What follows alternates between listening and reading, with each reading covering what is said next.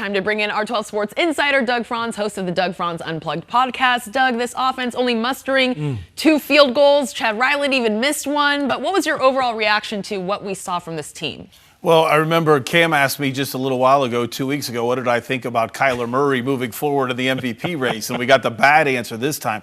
The thing about Kyler Murray, which is really hard to understand, the Detroit game and the Washington game, I squarely put on him, and I do the same thing on this game. And yet it just came off of a 4-game streak where he was anywhere between excellent and outstanding all the time. So what is going on?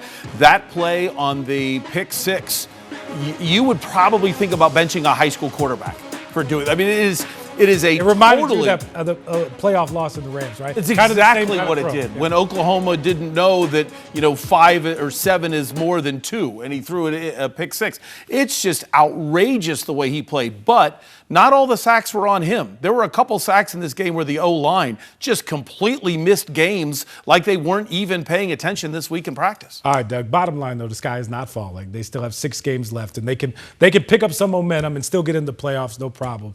But moving forward, what do you make a kind of big picture with this team? It almost makes that game against Seattle like a must-win, right, moving forward. I totally believe that because of tiebreakers in a division that's going to be so close. If you lose that, you're down the head-to-head tiebreaker to Seattle. You can't have that. But as long as San Francisco isn't showing up to play either, and you saw what the Rams just did on 12 News, why would you believe in any of the 4 teams right now? Seattle's the latest one to get a win, so no, the sky's not falling at all because somebody's got to win this division. So is this just like typical bye week slowness, or are they the Cardinals we saw before the bye week or today? They are historically bad out of their bye week. Yeah, I think most Cardinal fans are going to say we probably saw today coming in a sense. The thing that worries me the most, though, is because the wins that they do have in that 4-game stretch were against teams that aren't impressive.